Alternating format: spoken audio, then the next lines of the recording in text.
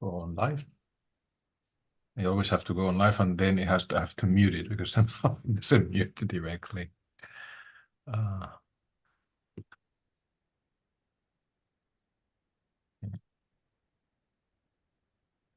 So show up in there.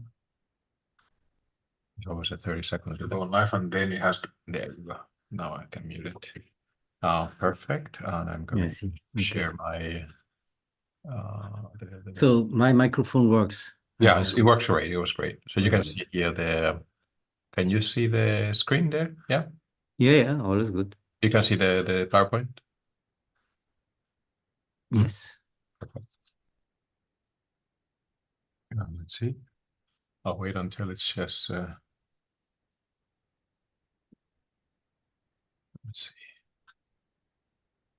I always wait for the visual one. Okay, I think it's fine. So it's perfect. So thank you very much, everybody. Welcome back to the online SPICE-SPIN+X seminar series that we organize here together with Libor Schmekiel, Angela Wittmann, and Karen Eversositten now in Duisburg in collaboration with the SPIN+X, a collaborative research center led by Martina Schliemann and Burkhard Hillebrands in Kaiserslautern and Matthias Chloe in Mainz. As you know, it's all 3 p.m. As everybody's aware that we have the typical webinar format, meaning that you only see the speaker for the time, but you can raise your hand or put your Q&A in the while the speaker is online, and I will then monitor later who give you the floor to ask the Q&A from the speakers. And as you know, we have different schedules now. We're going to be coming a season of lots of upcoming talks that we have. We have several talks, but we have also, unfortunately, a bit of gap in between because the next time will be the March meeting next week, and then the ferromagnetic spintronics talk of your Wunderlist, and then the DPG. So there's going to be a bit of a gap in between in the schedule. It's my pleasure to welcome Dirk Grundler. He's graduated from the University of Hamburg, but now he's going to be a while now in the EPFL in Switzerland, enjoying the Swiss wines and the nice mountains. He's an expert on magnonics in particular, and material science, and magnetic crystals are circuits. And gave a wonderful talk in the recent Gordon conference, and I asked him to share it with you as well. So with this, I'm going to stop sharing, and I'm going to ask Dirk to please go ahead and share your screen and start your talk whenever you're ready. So I hope it works again, that everyone can see my screen. Let me check here.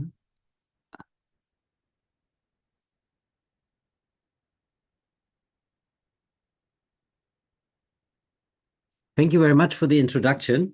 It's a great opportunity to talk about our research here in this framework of the SPICE-SPIN+X seminar. The title of today is Towards Magnonic Memory, Reversal of Nanomagnets on yttrium garnet by propagating spin waves. And before I start, please let me acknowledge the cooperation partners who have done the research that I will present today. So this is Shreyas Joglekar, Corbinian Baumgartel, Andrea Mucchietto, Sho Watanabe, Mohamed Hamdi, Francis Berger, Carsten Dobbs, Vinayak Bhatt, Mingrang Su. And this is a list of current PhD students, former PhD students, and postdocs, current postdocs.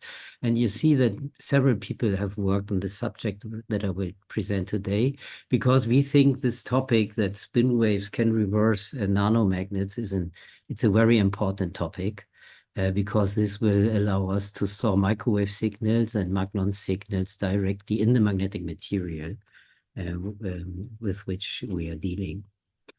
And so we have done a lot of experiments. You can see it also from the list of contributors with long nanomagnets, short nanomagnets, inclined nanomagnets, thick YIG, thin YIG, tilted fields. We have done continuous wave experiments and sub-microsecond pulse experiments. And in the end, we realized that this is a very robust effect that I report today.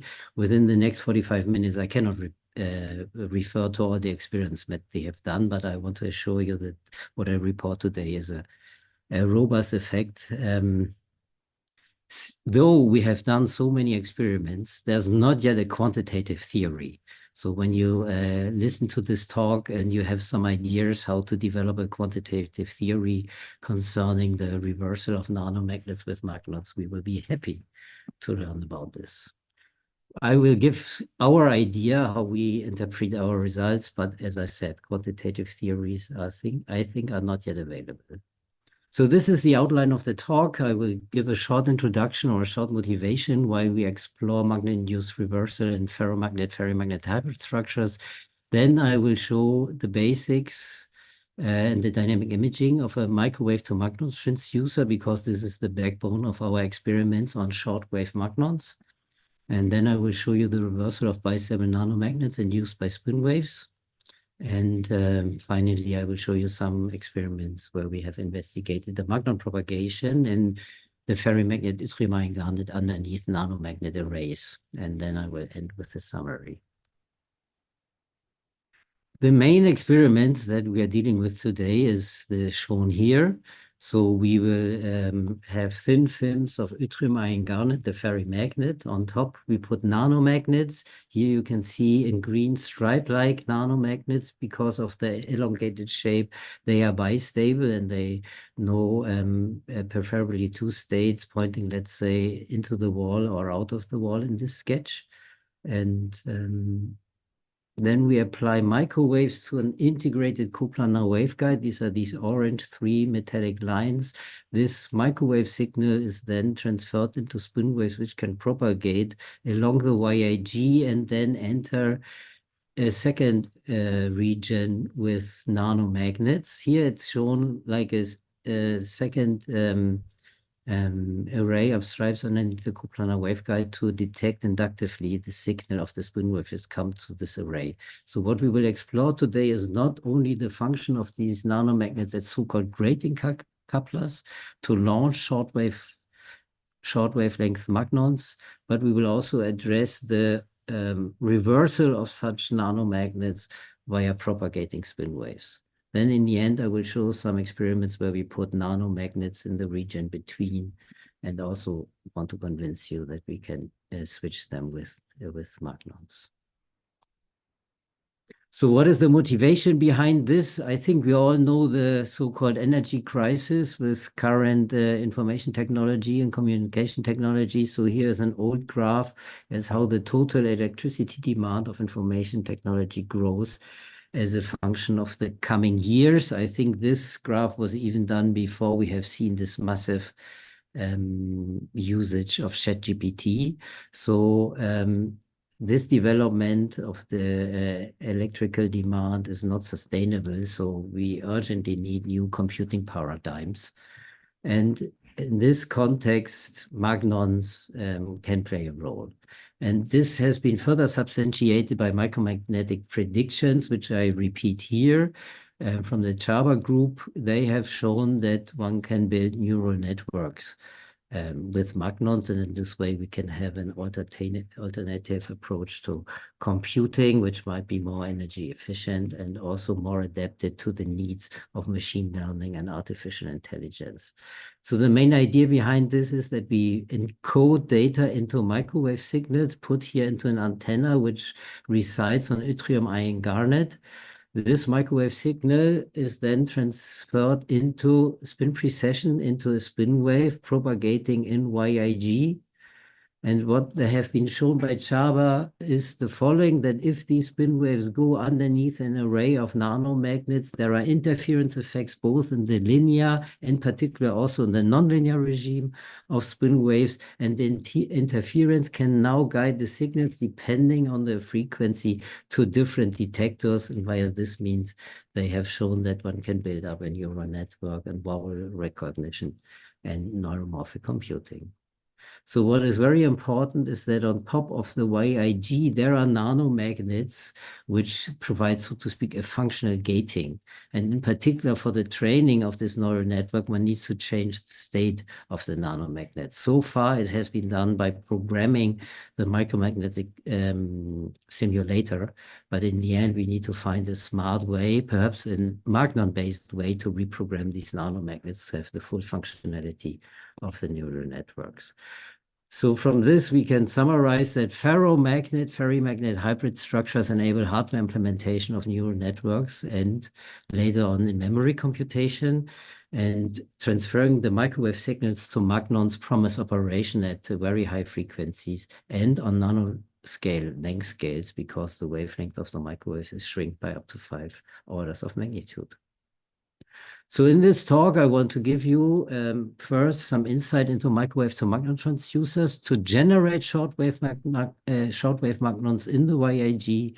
Then I will show you experiments that magnons in YIG reverse nanomagnets, which we have integrated on top. And then I will show you magnon signals in YIG controlled via nanomagnets, reversed by magnets. And then in the end, the dream is to arrive finally in the course of our research at an all-magnon neural network. So let me first come to the microwave to magnon transducer and the basics. So the backbone of our research is the Landau-Lifshitz-Gilbert equation, this equation of motions for magnetization or spin. So you see here that the magnetization starts to precess if there is a torque developed, which is described here in this box. So if there's a misalignment between the magnetic moment and the so-called effective field, the spin starts to precess. And this effective field has many, many ingredients. I don't want to discuss all of them, but there's the applied field, there is the demagnetization field, the microwave field. This just tells us that we can find several ways to excite spin waves, and this is an important aspect of magnonics. There is a second term in this equation. This describes the damping of the system. I want to assure you that we deal with materials where the alpha is low. This means that the relaxation time is long or the decay length is long. So in this sense, we are not that much worried about this term. It's the other way around. If alpha is very low, the decay length can be macroscopic. We have seen data in YIG films up to 800 micrometers, and this tells us that in the end, we can make coherent processing of data with long wavelength spin waves. This equation of motion shows resonant behavior. So if in the effective field there is a frequency component which is at the correct frequency, we have a resonance behavior. The opening angle of the precessing spins is large, and we can have a large amplitude of the spin waves. This equation works on different length scales. So if the microwave field is inhomogeneous, yes, we can excite collective spin excitation spin waves with a finite wave vector, which then propagate through the thin film, for instance, through the yttrium ion garnet. So, and at this point, our ferromagnetic stripes on top of the YIG that I've already shown come into play, because these ferromagnetic stripes between the microwave antenna and the YIG makes the radio frequency field inhomogeneous. And this way we can launch magnons with specific wavelengths efficiently in the yttrium ion garnet. So the main experiment in order to launch short wavelength spin wave is shown here. So we start with an epitaxial thin film of yttrium ion garnet of a ferrimagnet here in blue in a cross section on top of a GGG substrate. If you would now integrate an individual coplanar waveguide, here only sketched as one yellowish box, we would launch, due to the inhomogeneous field produced by a coplanar waveguide, spin waves in the YIG with a distribution of K vectors shown here. So this is in the single-digit rad per micrometer range. So for instance, the main excitation of commonly used coplanar waveguides, let's say, is at a wavelength of a few micrometers. What we do is that we put an array of nanomagnets underneath the antennas here, for instance, ferromagnetic stripes in a cross-sectional view produced by, for instance, 20 nanometer thick permalloy, nickel iron alloy. And if we now drive the radio frequency, these nanomagnets provide an inhomogeneous dynamic effective field and can excite magnons with much higher K than the CPW allow. And this is sketched here. So here you can see some data or some spin wave signals transmitted between two coplanar waveguides, which are about, I think, 25 micrometers away from each other. In green, you can see the signal transmitted in an in-plane field of 8 millitesla applied to the YIG with the CPW without any additional ferromagnetic stripes. And then you see mainly K1, K2, K3, and then at higher frequencies, there is no signal. If we now put permalloy stripes here, 100 nanometer wide with a period of 200 nanometers, you see at high frequencies, many, many more peaks of spin waves going between the two antennas.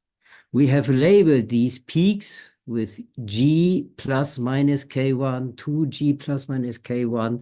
These G are the reciprocal lattice vectors of our periodic stripe lattice of permalloy stripes. So if you want to know what is behind this spin wave, the wavelength of the spin wave is 2G plus minus K1 of the CPW. If you evaluate the 2G, this is 4 pi over the period, it's 63 rad per micrometer. So we are a factor of 5 further to the right than the bare CPW would provide us with.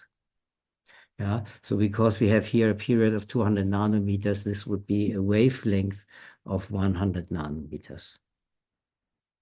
So this is only in the frequency regime, seeing is believing. So if you want to image such short wavelength spin waves, you need to use X-rays and a very good X-ray microscope. So we went to the Maximus beamline in Bessie and we imaged the launching of spin waves from such a grating coupler. So what you see here in dark is an X-ray image of the 3 gold lines of the coplanar waveguide. Then you see here finer stripes. These are the permalloy stripes on top of the YIG, which is the brightest region. So we now apply a few millitesla, here 8.5 millitesla, a signal of 8.07 gigahertz to the coplanar waveguide. And then you see here in the dynamic imaging that this periodic lattice of stripes launches short wavelength spin waves into the YIG. So here you can see some snapshots as a function of time. And if you evaluate here at 8 gigahertz, the wavelength, it's 100 nanometers. This black wave content is a spin wave in the YIG. Please be reminded at 8 gigahertz, the free space electromagnetic wave has a wavelength of 4 centimeters. Now on the chip, we had 100 nanometers. So this is a factor of 400,000 by which we shrink the wavelength on the YIG chip. So here you can see in the reddish box the imaging of the spin wave 10 micrometers away from the antenna. We have also measured 100 micrometer away from the antenna with almost the same amplitude. Again, this confirms that YIG is low damping, the alpha is low, and the spin waves can go over macroscopic distances. If you now imagine a second coplanar waveguide with the same stripes underneath, this coplanar waveguide can detect inductively the signal of the propagating spin waves arriving at the detector CPW. So just to inform you, the shortest wavelength currently created by such so-called grating couplers is 48 nanometers. There was the Haiming-Yu group. They did the similar gratings as I've just shown you, and they have driven them at 22 gigahertz in low fields, and then they had 49 nanometer spin waves in YIG. We have recently also made 2D gratings with nanopillars, and then we could launch these spin waves in different directions in YIG, starting from an integrated coplanar waveguide. So now I want to show you how we change the Raman states of nanomagnets by propagating magnons. We will first not address such a scenario where nanomagnets are between emitter and detector. First, I want to show you how we change the magnetic states of nanostripes, which are underneath antennas.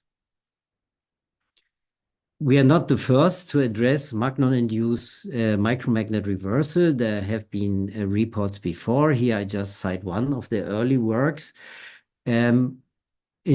But in these works, the people have not addressed really spin waves which go laterally over macroscopic distances over chips. So for instance, this work that I cited here were spin waves which went across the thickness of an antiferromagnetic film. So in this way, these experiments are not yet prepared to do neural networks as sketched here on the top. So in this sense, we address a new regime of magnon-induced reversal, and that we consider spin waves propagating in the plane of a film and then passing by a nanomagnet for reversal. So first, I want to show you changing the state of ferromagnetic stripes, the grating couplers by magnons and YIG.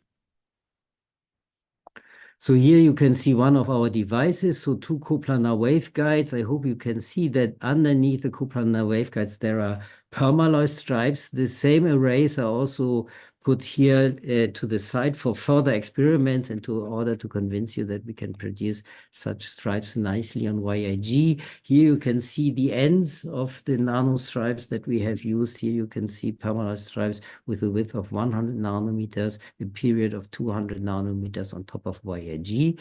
In this experiment, because they also serve as grating couplers, as one-dimensional grating couplers, we made them long, 25 to 27 micrometers long. The thickness was 20 nanometers.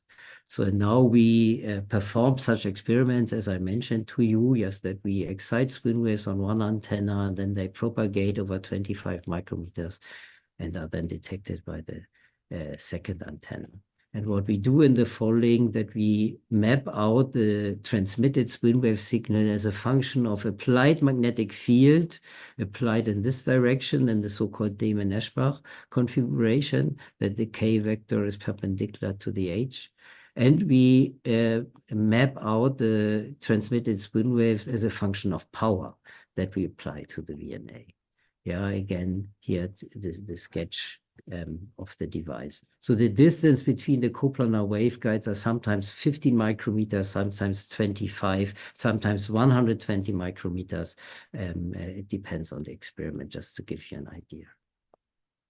So we have investigated, after we observed the effect, different samples.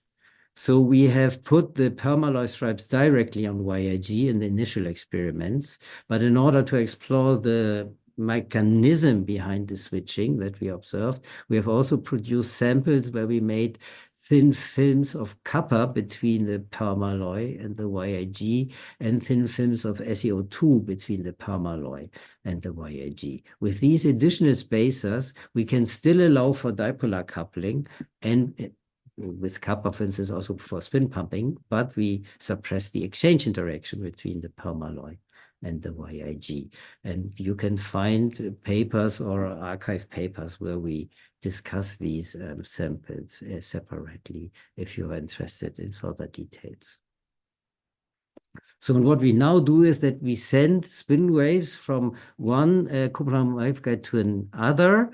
We record as a function of frequency the transmitted signal. Here's the magnitude of the transmission signal detected by the vector network analyzer.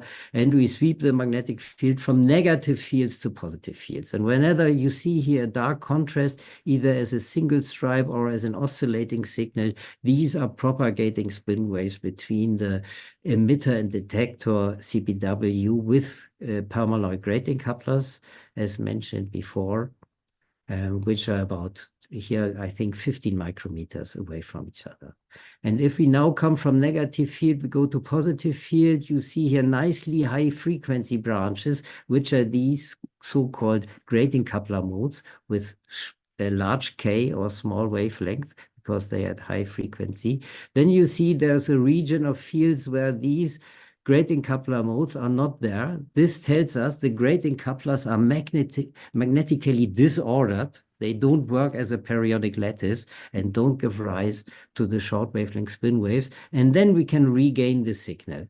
And this means that from low fields, we are in a scenario that the YIG is already aligned with the field, but the stripes, because they are bistable nanomagnet, they are still magnetized in the original direction of the negative field. And we need a much larger field to orient the permalloy stripes in parallel with the YIG. And only when all stripes in the underneath the two CPWs are aligned with the YIG, we can regain strong branches. You can see that these branches are a little bit offset in frequency. All this is understood from the fact that in this region, the gratings are anti-parallel AP with the YIG, and in these regions, the permalloy stripes are parallel with the YIG. The region in between, we call it now here X region, so to speak, unknown region, or where we don't know the magnetic state of the stripe. We only know they start to reverse and switch, perhaps in an incoherent fashion, because there's often a switching field distribution in an array of ferromagnetic nanostripes. What we now do is that we define two critical fields.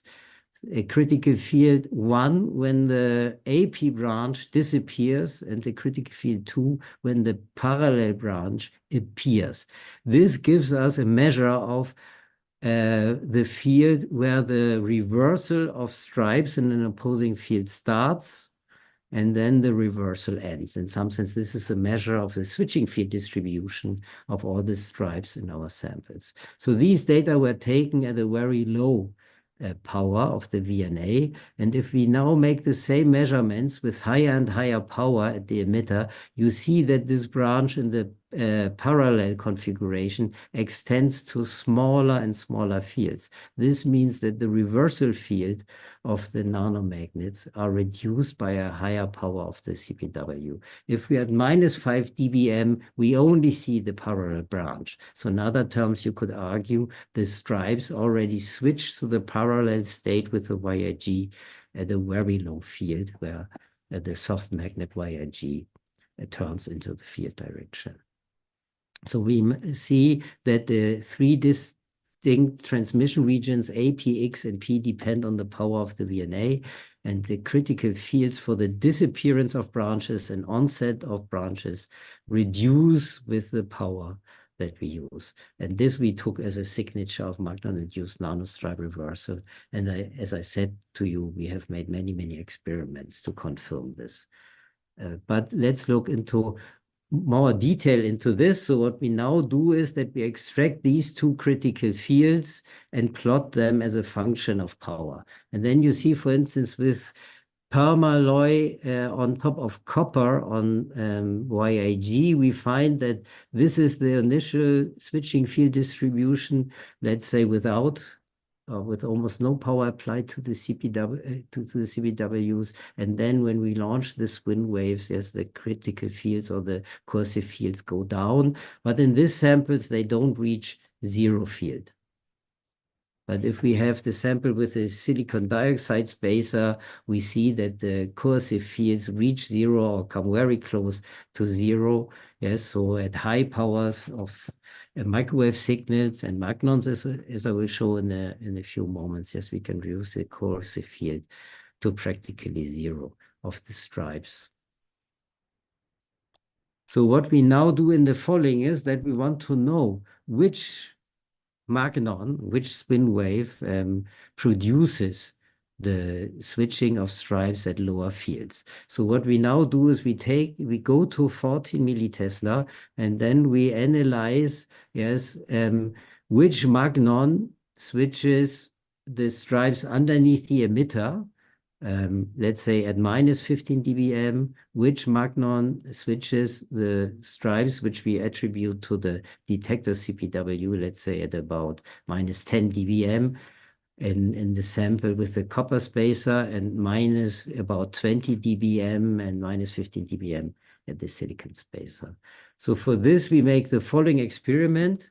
that we always measure the grating coupler modes as very low power after pulsing magnons with different frequencies before measuring the branches. So for instance, here you can see some data where we pulse magnons at about 2 gigahertz. If the power is low of the pulse magnons, the branches are still there. But if we go beyond some power, the branches of the antiparallel configuration die off and the parallel branches start. And now we analyze the intensity of these branches to either extract the power needed to switch stripes at 14 millitesla applied field underneath the emitter CPW, and which field we need to switch the 15 micrometers remotely positioned stripes in the detector CPW. And these are the two switching yield diagrams. So on the left side, you see the power needed for different magnons to switch the stripes underneath the emitter CPW at 14 millitesla. And here you can see the powers that we need to switch the stripes underneath the detector CPW. And here you can now nicely find the minus 15 dBm at 2 gigahertz. So this magnon mode at 2 gigahertz switches at the lowest power the stripes. And this might not be surprising because this is the K1 excitation of the CPW, but you see a next local minimum, and I can tell you this is one of the grating coupler modes. And you see this grating coupler modes here with a wavelength of 200 nanometer also switches the nanomagnets, which are 50 micrometers away. Now these are the results with the silicon dioxide barrier. You see now we are here at minus 18 dBm, so a lower power for the same K1 mode. You see a local minimum here, a local minimum here in the switching gear diagram. So what we now did is that we extracted the absolute powers that we need to switch. Here you can see a red, yes, the power levels and absolute values for the K1 mode, the K1 plus G mode, and the K1 plus G plus K PSSW in absolute power when they switch at 14 millitesla or permalloy stripes. The star is the data that we published in Nature.com for a sample without any barrier. And this is the powers that we need to switch the stripes underneath the detector CPW. So here, these data points are always extracted here at these minima, these local minima of the switching gear diagrams. So here you would argue that the higher the frequency, the more power we need. But this is the power applied by the vector network analyzer. If you're in the business, you know that most of the power is reflected because there is a wave impedance mismatch between the electromagnetic wave and the spin wave. So we need to look into the power, which is really taken by the spin precessional motion in the YIG. This can be calculated. We have calculated this. And then you see that the spin precessional power in the YIG that is needed to switch the spin waves goes in the opposite direction. So the higher the frequency, the less power we need in all samples to switch the stripes. Underneath the emitter CPW, you might not be surprised, but because you would argue the higher the frequency, the closer we come to the ferromagnetic resonance of the permalloy stripes. And many people know that there is microwave assisted switching, and then it's clear that when we come closer, we need less power. But these data here are now taken on the permalloy stripes which are 15 micrometers away from the microwave source, from the microwave emitter. Yes, and here we can now see what is really the impact of the magnon character. And then you see that first the power needed goes down, but then if the wavelength gets shorter, the power cranks up again. So here this argument that we come closer to the FMR no longer holds. So we see here a local minimum, yes, and the mode with about 150 nanometer wavelengths most efficiently reverse the 100 nanometer nanostripes, which are several micrometers away. The overall power here is about 1 nanometers.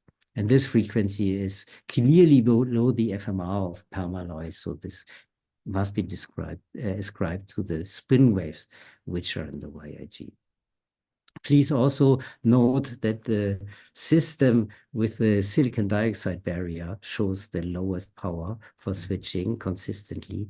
And this also points out that exchange interaction does not seem to play a role, and spin pumping does not seem to play a role either, or at least spin pumping does not enhance the switching. So this is why we came up with the following model for explaining the switching. We are stimulated by the work of Garrett Bauer about chiral dipolar emission of spin waves from ferromagnetic nanostripes. So imagine we have a coplanar waveguide, and the spin wave goes along the YIG. Then this spin waves transports magnetic charges with it, so sources of stray field. Here you can see spins pointing towards the top surface of the YIG produce positive magnetic charges, pointing down negative magnetic charges, and in between there are dynamic stray fields, and these charges now move across the sample so that this stray field moves across the ferromagnetic nanostripe, and then the ferromagnetic nanostripe is exposed to a dynamic magnetic field, and we assume that these periodic dipolar fields are now expected to induce spin precession in the permalloy, either force precession. You can also name it in terms of tunneling of magnons, like Professor Yu and Bauer. And we think that this provides the torque for reversal. Now you can ask which magnon is most efficient to induce reversal.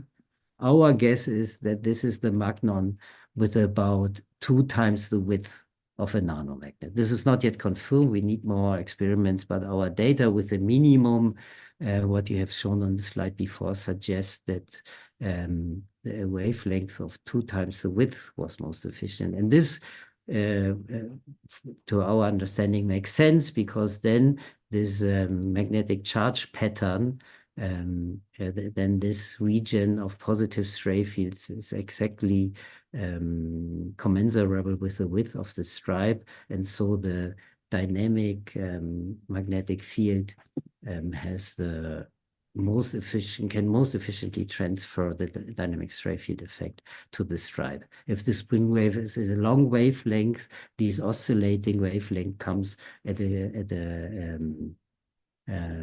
a lower rate. And if the spin wave is too short, then the stray field effect cancels underneath the stripe, because the opposing spins compensate each other, and then the effect is also low. So in this sense, we believe it makes sense that there is an optimum wavelength to switch the nanomagnets, in case our guess is right that the dipolar effect is most prominent for this. So now I want to show you the reversal also of nanomagnets. Yes, so Shreyas Joglekar has done the following experiment, that he launched spin waves from a grating coupler. It's not shown here. And then he addressed the switching of nanomagnets, which are arranged in columns near a coplanar waveguide. So here you can see them now. These nanomagnets are ellipses with a long axis of about 800 nanometers and a width of 200 nanometers, but he has investigated many more. The switching field distribution without any applied field is ranges from about 15 to 25 millitesla. So what he now did is that he applied 10 millitesla and then launched spin waves in order to investigate the switching. So here you can see now an AFM image of the nanomagnets. The coplanar waveguide is here not shown, it's on the top. He has scanned the MFM across this region and has first magnetized all magnets to the left, and then at negative fields, and then he made the remanent configuration at 0 millitesla. Then he applied 10 millitesla to the right without switching them, and applied a spin wave, a broadband excitation, because at that time we didn't know exactly which magnon to produce best. And then I hope you see here that after an irradiation of -5 dBm, all the ellipses next to your antenna switched to the opposite direction in a field which was below the original coercive field of the nanostripes. So the magnet 5 micrometers, 10 micrometers, and 60 micrometers away from the antenna are all switched. So all permaline nanomagnets were switched by magnons propagating in YIG. So at this stage, we were now ready to build a larger array between two antennas in the spirit of the neural network that you have seen in the beginning. So here you can see a microscopy image underneath the VNA. Here you see 3 CPWs, but we only use 2, which are parallel with each other. They are 120 micrometers away from each other. And in between, there is a nanomagnet array of the magnets I've just shown with about 5,000 nanomagnets.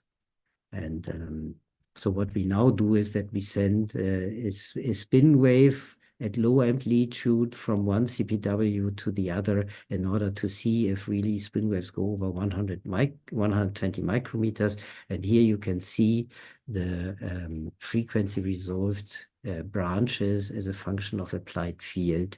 And you can see here again the grating coupler modes, because underneath the CPWs, we have again the grating couplers that I mentioned before, which now go from one antenna to the other, and they propagate underneath this large array of nanomagnets over a distance of 120 nanometers. Here, we had applied beforehand a large field that all magnets are magnetized in one direction. So what you can see here are the spectra coming from high fields when all the magnets are magnetized in one direction by a large magnetic field. So what I now want to show you is how the transmitted spin wave signal changes when we manipulate the state of the nanomagnet array. So first we manipulate it just with a macroscopic field. So the red line is now a line spectrum at 10 millitesla, so to speak, from the data I have shown you before. All magnets are magnetized in the direction of the plus 10 millitesla.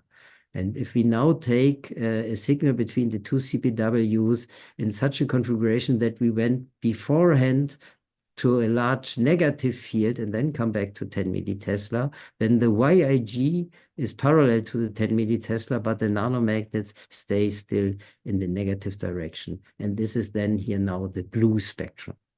And what you see here is that the K1 mode, the long wavelength mode, is not so much impressed by the different state of the nanomagnets, but you see that the short wavelength spin waves of about 200 nanometers and about 100 nanometers show a different signal depending on the state of the nanomagnet.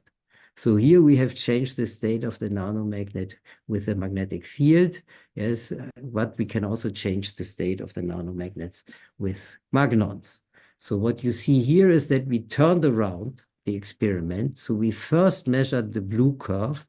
So we came from negative fields, we went to plus 10 millitesla and measured the response of the spin waves between the two microwave antennas. This is the blue curve.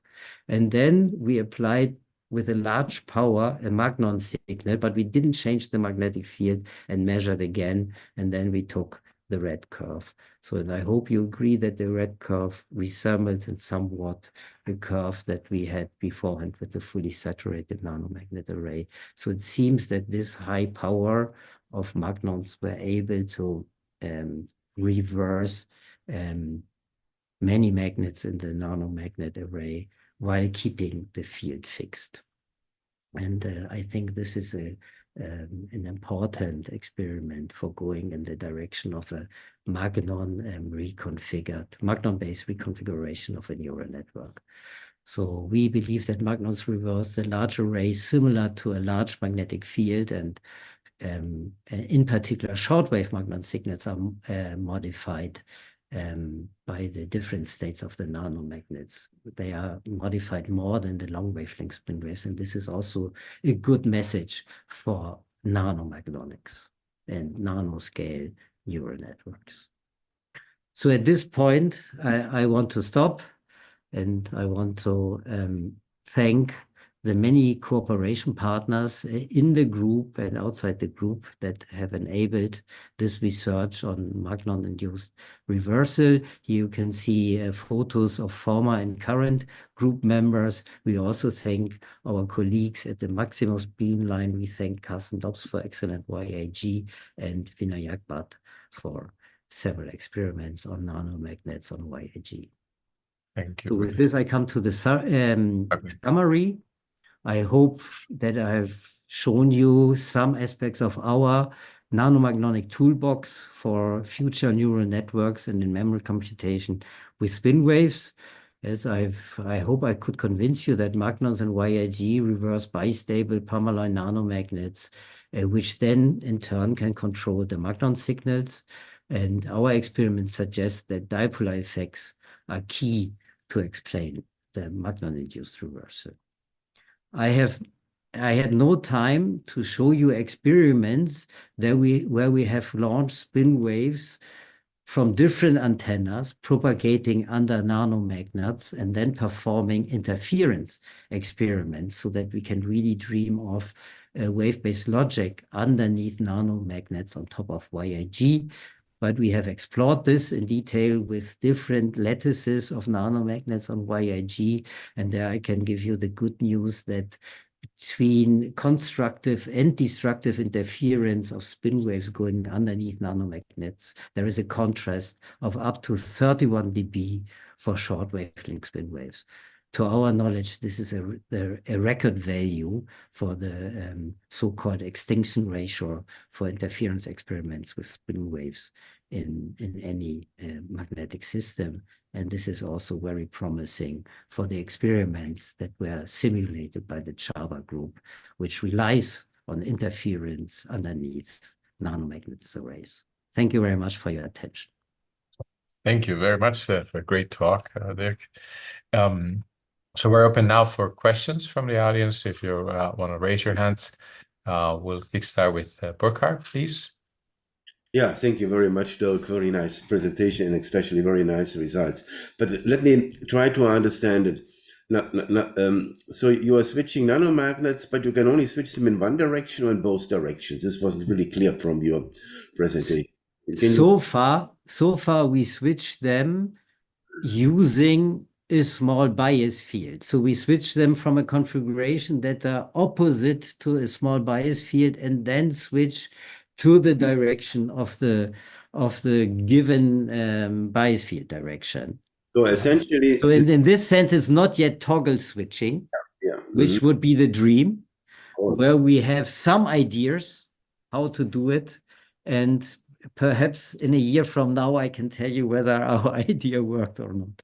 So if I summarize what you did, essentially, what you do is you have these nanomagnets, you apply an additional dynamic field, you use the enhancement by some local magnonic resonance in this nanostructures, because otherwise you couldn't really overcome it. And essentially you are driving a system towards the equilibrium, and some barrier in between you overcome simply by enhancement.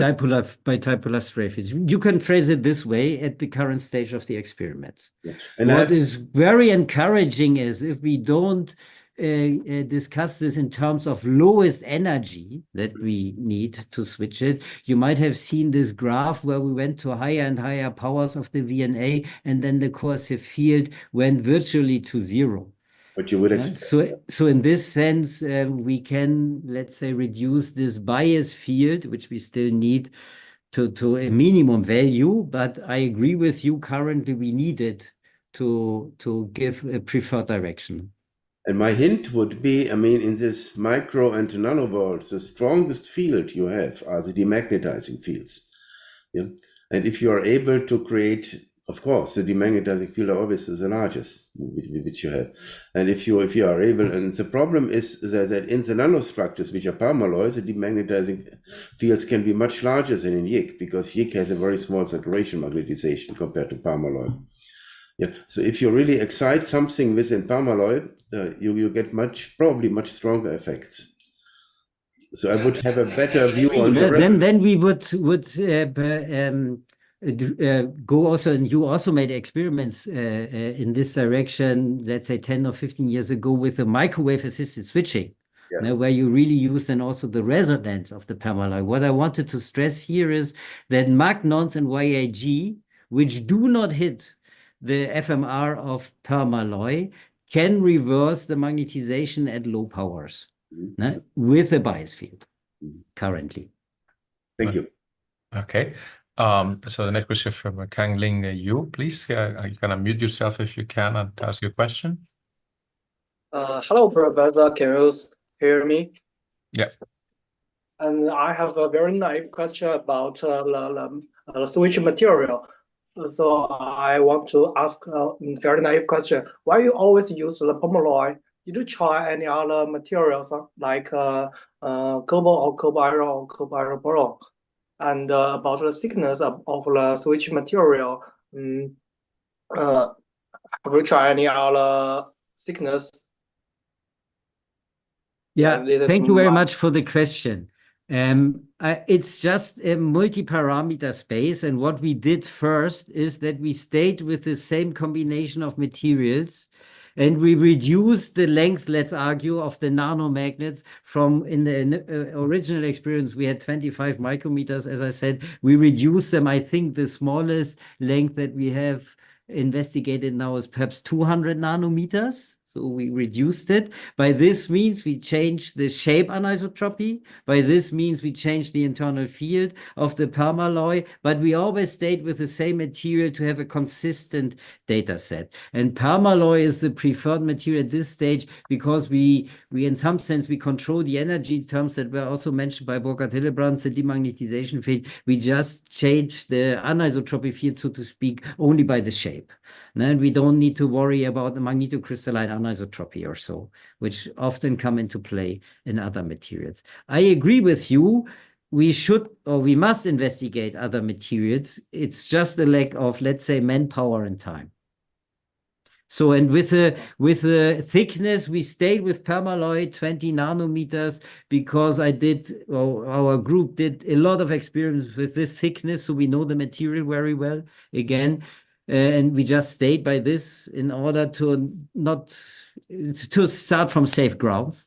And the thickness of the YIG we changed quite drastically between 11 nanometers and I think at maximum 130 nanometers. And there my message is just the thick, so the effect is seen in any of the YIG films, but the lower power is needed when the YIG film was around 100 nanometers and not at 10 nanometers. Again, this might agree with our picture that dipolar stray fields play a role, and if the film is thicker, yes, the precessional angle can be larger because of smaller demagnetization in the thin film, and then the RR field can be larger. Okay, thank you. Okay, thank you. Liz Branislav, go ahead and unmute yourself and ask your question, please. Hi, thanks for a very insightful talk. So you mentioned this previous experiment that was published in Science by Hyun-Soo Yang's lab, which is sort of vertical geometry, and you're in lateral geometry, which is like the main difference. And in that experiment, and I know the details because we did a paper with him trying to understand fully microscopically what happened, when the spin wave travels through nickel oxide, which is an insulator, of course, when it reaches the edge toward the permalloy, then there are two main effects. One effect is that you could kind of send a spin wave into the permalloy itself, and that could cause the switching. But there is another effect that those edge spins of nickel oxide are going to pump electronic spin current into the permalloy itself. And so you have two different fluxes. One is the flux of magnons, and the other one is the flux of electrons. And we did shut them off controllably, like in the computer. So I shut off one of these fluxes, and I do see that magnonic flux is more important. But spin flux, yeah, which is in compliance to what you said. But I still believe that the spin current is going to flow through permalloy. So in other words, how important, because if this is a purely magnonic problem, then you just run LLG. But if it is, a problem, including your experiment, when electrons do something, then you need a bigger gun, because you would have to take into account these pump spin currents, and they are, of course, not in any micromagnetics code. So, like, is there any hope that electrons could be, assisting, and then we can jump in and try to look at this? So in the end, I hope, that our experiments stimulate to look into more detail theoretically into this problem, and then perhaps find out that both contributions play a role, and we can further optimize it, no? And then also dream of toggle switching and so on, because there might be also some symmetry breaking effects then which can come into play.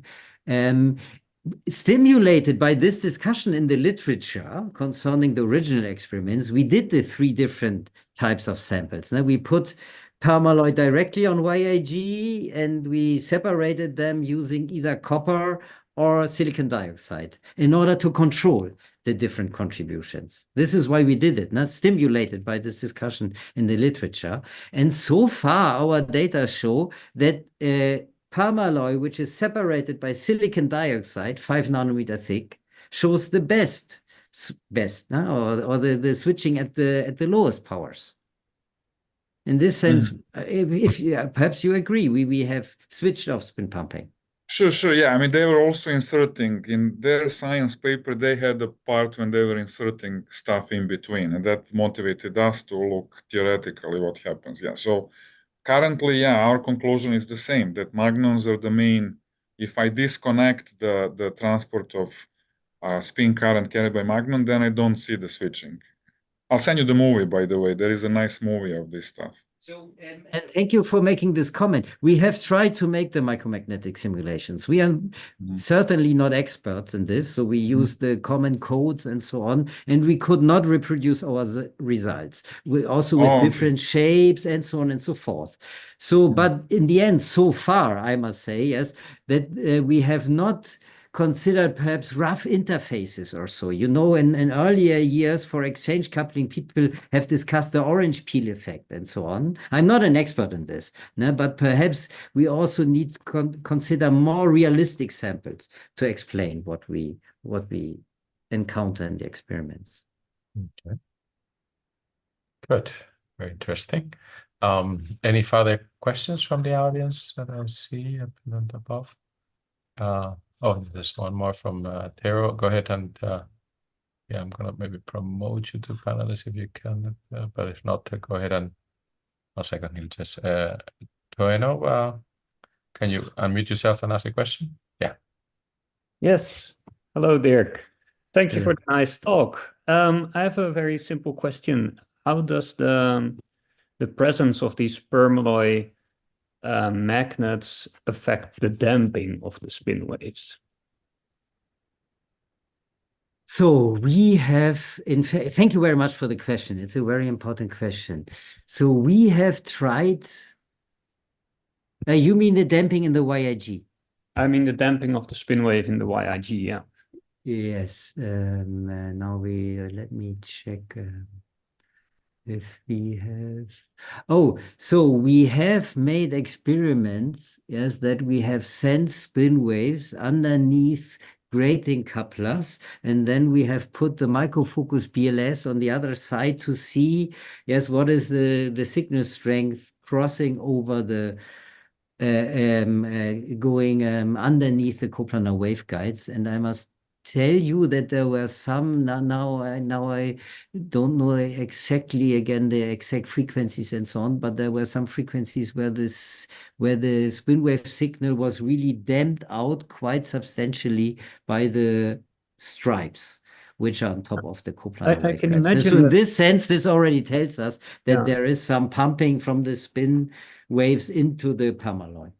But There's some magnon signal going into the permalloy. I can imagine that if you hit some resonance in the permalloy, then you get very strong damping. But I was wondering, because you're quite below the FMR, the magnetization response is mostly real rather than imaginary. So you don't expect much damping, I think, from that, from the magnetization, the driven magnetization dynamics. And I was wondering if you see something, that depends on frequency that indicates you get close to a resonance. And You're right. Thank you very much for the stimulating comment.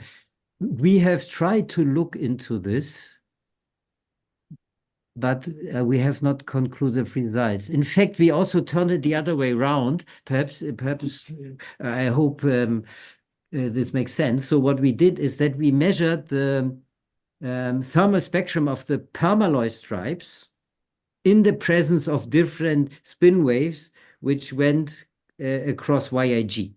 And we wanted to see if there's a real torque on the permalloy, which changes perhaps the line width or so of the permalloy stripes while spin waves go underneath in the YIG. And unfortunately, these experiments don't tell us anything. There was no change so far.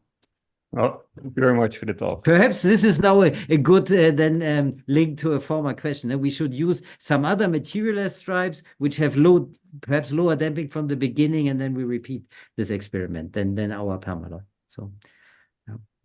Okay. Thanks. Thank you. So I think that seems to conclude the Q&A. And I would like to thank Dirk once again for a great talk, and all of the audience will be here.